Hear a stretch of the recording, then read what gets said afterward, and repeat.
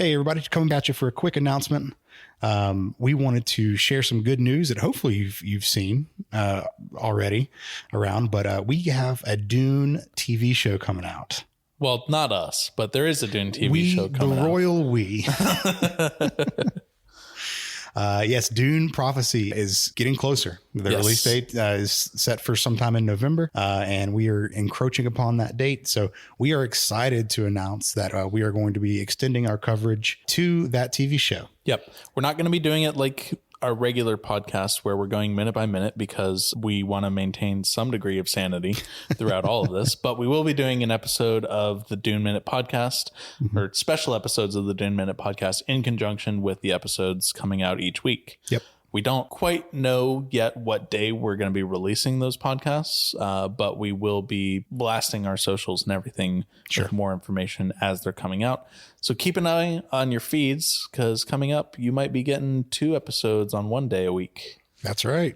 Just what the people want. More Dune. All right, cool. We'll see y'all later. Yep. See ya.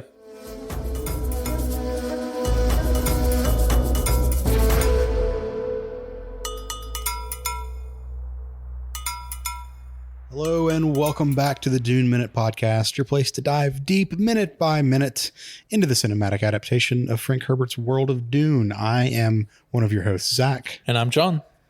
And we are back. John, we made it to Friday. It is Friday. Congratulations. Well, some of us made it to Friday. Duncan didn't make it to Friday. Most of us. This Duncan didn't make it to Friday. Most of us made it to Friday. So we are here to talk about minute 114 through 115. Paul turning an engine on. Yeah, that's really, we're going to be in largely one location this whole minute. So almost entirely one location, and that is the cockpit of this ornithopter. Yeah. So yesterday I said that I had some stuff from Art and Soul of Dune. Go for it. Art and Soul of Dune, not sponsored. Heavily referenced, not sponsored. Heavily referenced, yes. Incredibly heavily referenced, not sponsored. Does actually give us a name for this ornithopter. Oh, cool. This ornithopter is Orny 2. What? Yep. Orny 2? ORNI space number 2. Okay. That's what they call it. That's fun. Says, in general, the stealthy Fremen do not use ornithopters, but fortunately they keep an old aircraft for emergencies, which comes into use when Paul and Jessica flee the Sardaukar attack. The design of this model differed from the Atreides ornithopter and was made to resemble a small bush exploration aircraft rather than a military vehicle. Came up with the escape ornithopter designed very quickly because we had figured out the original one, according to one of the production designers. It was a matter of redesigning the shell. The concept stayed the same. Denis envisioned it as an antique vehicle that had not been used in ages. We see that very clearly in the movie. Yeah, that makes sense. So as you were talking, I just did a quick Google search for a particular airplane that I've seen. Yeah. It is a Piper Super Cub. Okay. And it is like this very, very stereotypical bush plane. Yeah. That people fly. And yeah, I can see the resemblance. That's really cool. Just short, stubby, just ready to take off. And not that this super applies to ornithopters, but take off and landing in like super short areas. Yeah. Yeah. No, like get into places that others can't. It needs a 50-foot runway. Yeah. Sometimes less. Have you ever seen those like the competitions for shortest takeoff and landings that the bush pilots do? Yes. They're getting it down to like 15, 20 feet. It's crazy. It's fucking nuts. So a couple things about Orny 2. Yeah. First and foremost, as Art and Soul of Dune has said, it's old as shit. It definitely looks like it's been sitting there for a while. Yeah. Hasn't been used or anything. So we started the scene off with Paul and Jessica running across this open, and it's just a giant open, like circular helipad landing zone, yeah, whatever kind of space. Paul and Jessica are sprinting across that to get to the ornithopter. Mm-hmm. They get into it. It's got like these kind of rickety doors and stuff. And then they get inside it and surprise, we're in Mexico because everything is sepia tone from the yellow windows in this cabin. Yeah, that's right. When I was watching it, I was like, if you could turn Johnny Depp's glasses from Fear and Loathing in Las Vegas into an ornithopter, Oh yeah, that's what this is. That's absolutely correct. Yeah. Yeah. No, it's just that yellow tinted, Sure. glass or whatever, which I'm sure like serves an actual purpose with, reducing the harshness of the sun's reflection off of sand or whatever. Or maybe they just wanted to make it more reminiscent of like that bush plane aesthetic or whatever. You just made me think, like, do you remember that like short spell, which I'm going to give a little bit of our backstory, our joined backstory when we worked at the Apple store. Where wow, you're doxing me right now. I'm not doxing you. Jesus Christ. I'm giving you shit. There was a brief spell when we worked at the Apple store where a handful of the folks that worked there with us wore the yellow glasses, the yellow computer glasses. Yes. I know exactly two people in particular that you're referencing. Yep. I don't know. It just reminded me of that and gave me a good chuckle because that was like a 6-month period. Yeah. Yeah. No, I internally in my head when I was taking my notes last night, I was like the Fear and Loathing ornithopter. Yep. That's good. Yeah. So yeah, they climb inside and Paul starts his pre-flight check startup routine. Yep. I have to imagine that there's more to this startup procedure than what's shown and what is, probably dictated by the FAA. Yeah. Which is of course, the Arakeen Federal Aviation Administration. But given the time crunch that they're under is probably excused. Sure. We never really see that in movies, like proper pre-flight checks and startup procedures. Like with stuff like this, they just get in, hit the go button and fly. I don't know. Airplane did it pretty well. Well, okay. Yeah. Airplane did it well as a joke. They did it to say, hey, every other movie's wrong. Oh God. I haven't watched Airplane in a minute. I would say most of it still holds up. Yeah. No, but I don't know. It's just there's steps to this whole thing. Sure. It's kind of the same thing that we never see people say goodbye on television or like on the phone in movies and stuff. Like rarely do we see people like end an actual conversation. They just get done with what they're talking about and hang up. Yeah. Because you don't do that. No, I say goodbye to people. Do you just hang up on people after you're done saying what you need to say? No, it's like, all right, cool, bye. Well, yeah, that's still a sign off in some respect, I guess. Hey, what time are you gonna be here? 2:30. Click. Yeah, like that's the kind of stuff we get in a lot of TV and movies is like that level of interaction. Because the hellos and goodbyes, they don't advance the plot. It takes up time, and it's just not needed.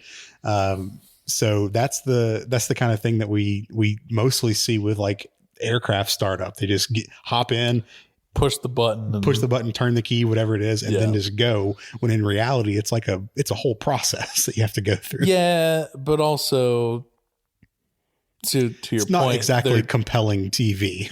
They're also being chased down by starter car. Too, yeah. So like I said, this can probably be excused. One thing that, I did notice as well, in relation to this, old junker plane that's been sitting for a long time kind of thing. So we see Jessica begin to put on like her seatbelt. Yeah. And it looks old shitty seatbelt. Like it's like the cross, like double crossbody harness. Like the double crossbody. It's got the actual buckles and shit. What do they call those? A 4-point harness or a 5-point? Harness. 5-point. Okay. Yeah. Because you have inside the groin, over one shoulder, over another, over one hip, over the other hip. Okay, gotcha. Yeah. Yeah, definitely antiquated. I noticed it. This is jumping ahead just a smidge. Yeah. I mean, spoilers for this minute. The whole minute is Paul turning on the ornithopter. Yeah, pretty much. So we're just going to kind of be bouncing around this for however many minutes we decide to talk about it. Hey, I get to be a plane nerd for a second. We're going to be stretching this minute for this episode of the podcast out as much as we can before we start talking in circles. Right. So when in the startup sequence, Paul like extends the wings out for takeoff, kind of towards the end of it. Yeah, we see the wings. They don't move in the same cadence. Like one wing in particular is slower than the rest of them. Yeah, to extend. Well, those heart mollusks probably haven't been doing a lot. These last waking up years. from hibernation or whatever. Yeah. So oh shit.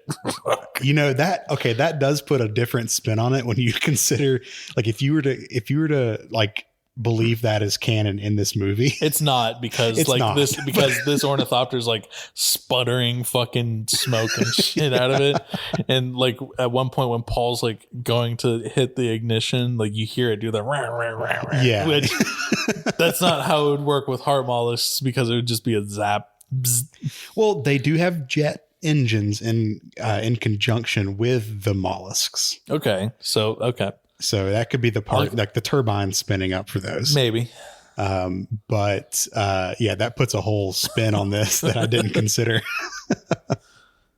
I want to ask them, like, hey, did you guys consider the heart mollusks? Oh, I know. That would be fun. That would be real fun. Oh, did you consider the sligs? Did they consider the lobster? Is my question. So they get the doors shut. You can, as we've said before, you can tell it's old just by the design, the wear, and everything's moving super slow on this. It's almost rusty looking, like this little rust bucket kind of.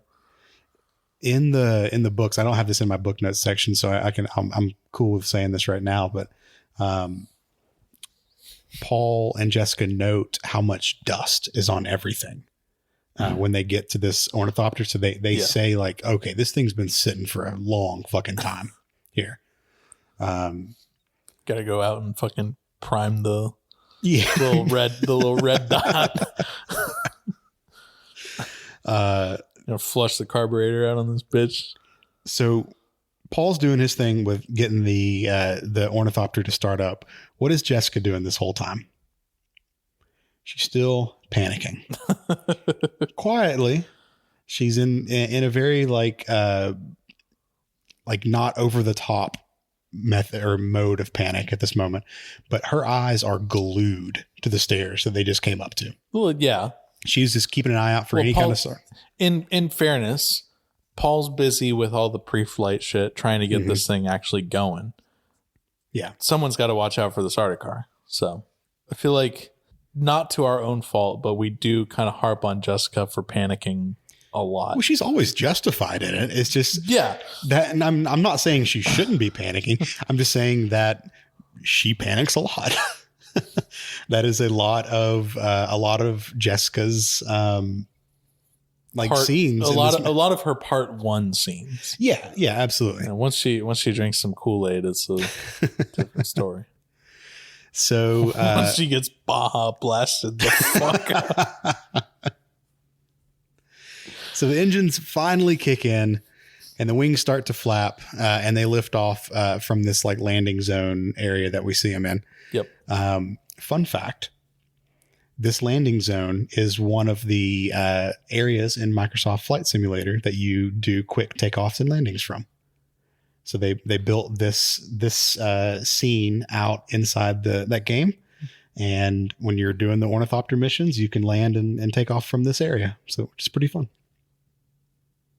That's pretty neat. Yeah, it's pretty good. And they just recently added some Dune 2 locations too. So that will be fun. I've not checked those out yet. Well, fucking do it and then give us a report. I will. Paul and Jessica get the hell out of there. Yep. They get out of there so fast. the camera cuts to like a very wide shot of the desert. And we see this little ornithopter kind of taking off. This one definitely looks more dragonfly-ish than... Yeah. I mean, the other ones definitely did too, but this one's... so much more evocative of the dragonfly, just with the rounded kind of bulbous head. The yellow eyes. Yep.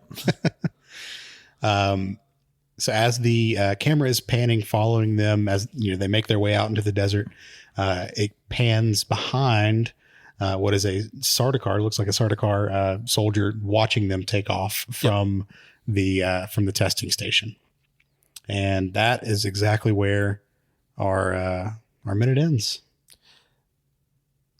That shot is a very Star Wars shot to me when I saw it. Yeah.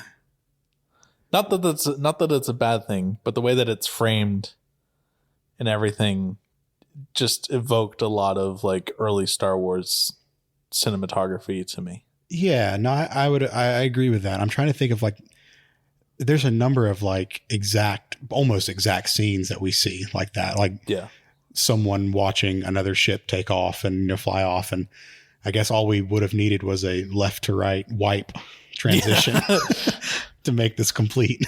or like a bottom to top wipe or whatever.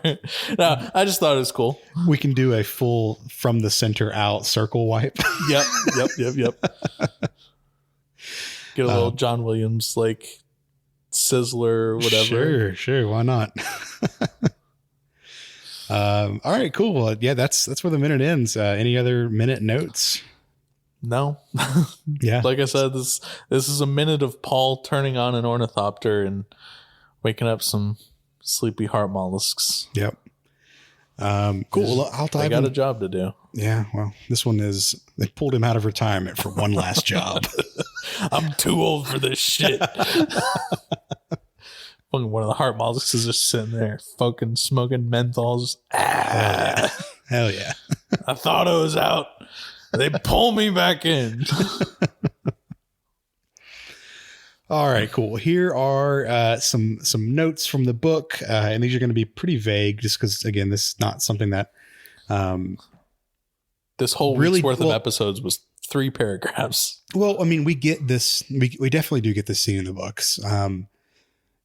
It's mostly the same too. So Paul and Jessica make their way to the ornithopter. The thing that is different is that they have a lot more like back and forth dialogue between the two of them as the ornithopter is starting up.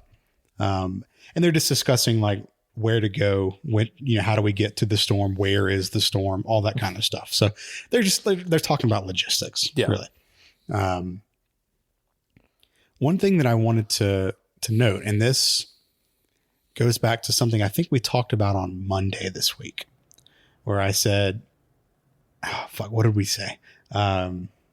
We said a lot of things on Monday. So you were talking about how Paul had seen this. So when we first meet Duncan in the movie, Paul confesses to him that he had a vision of Duncan's death. Right. And then what I was saying on Monday was, do you think this is Paul trying to change the future from the vision that he saw? Right.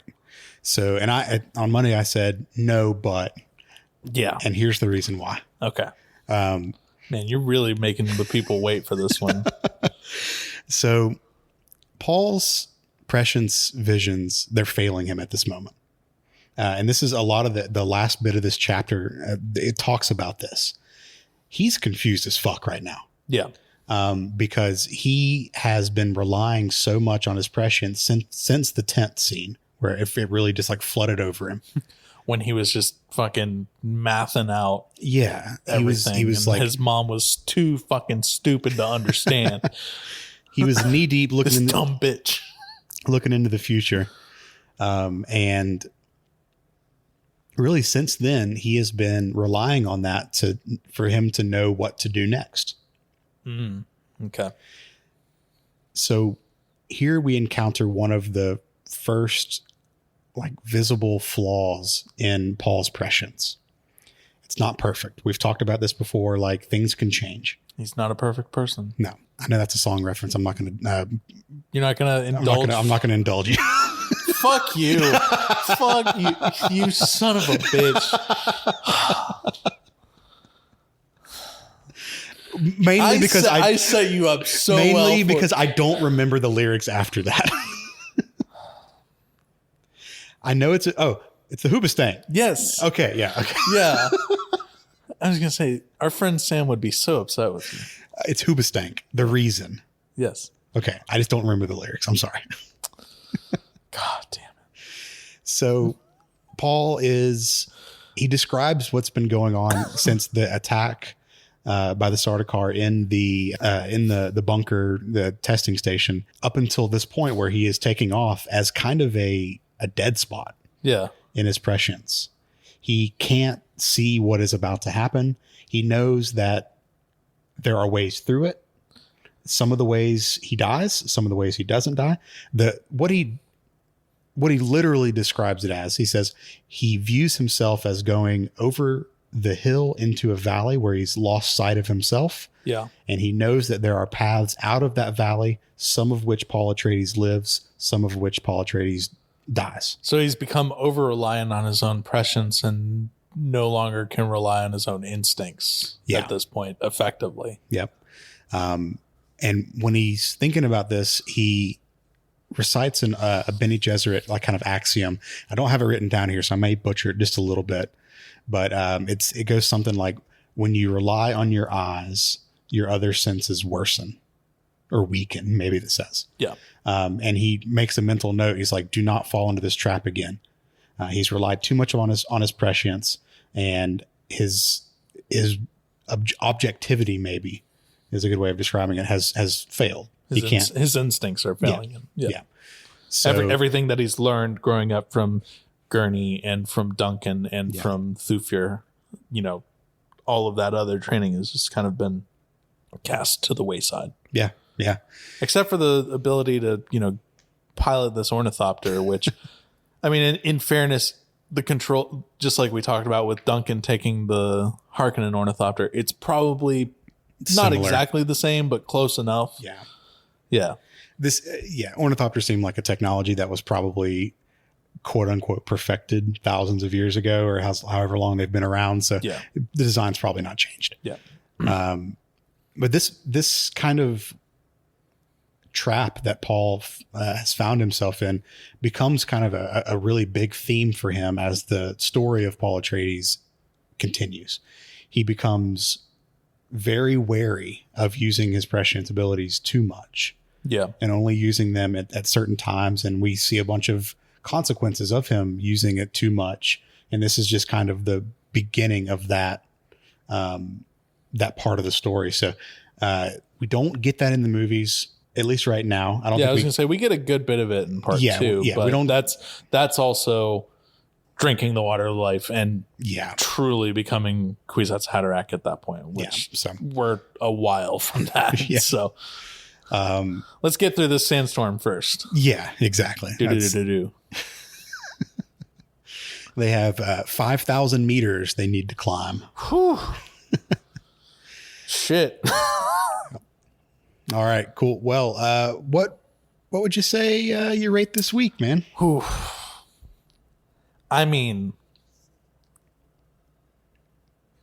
I've got to give this week at least a 9, man.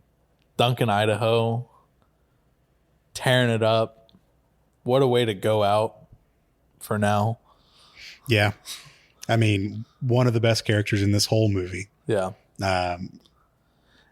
Just a very fitting temporary end. Yep. For Duncan, Idaho. I do kind of, so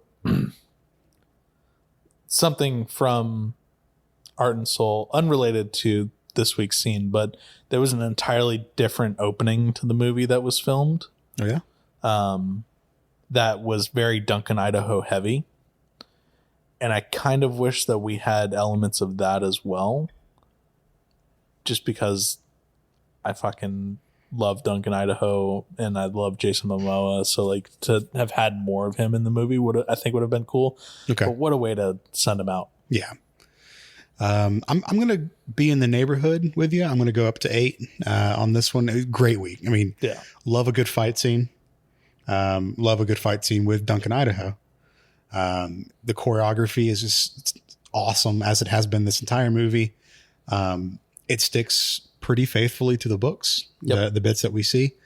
But also takes creative liberties to extend beyond the books way better than what the books provide us. Yeah, absolutely. I wish that there would have been a continuation of the ordeal that Paul's going through in this, like, because we see like a very clear line drawn, like he trips out in the desert. Yep. He has his Burning Man moment, and then he's like fine after that. Yeah. He's a little weird when he's talking to Kynes last week. Yeah, I was gonna say he's still like a little. Yeah, but almost. I'm kind of Jesus.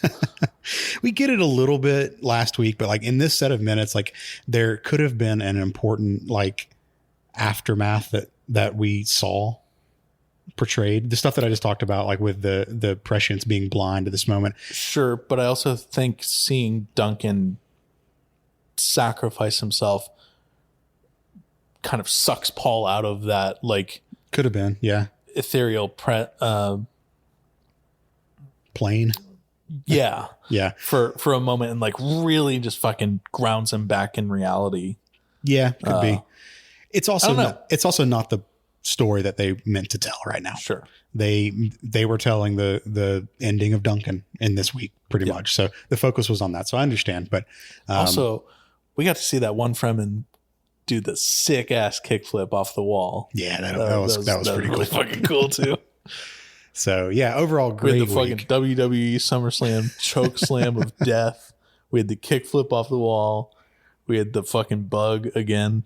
We had Duncan, Idaho kicking ass. Yeah, great week of minutes. So let's get back next week and figure out where they're flying to.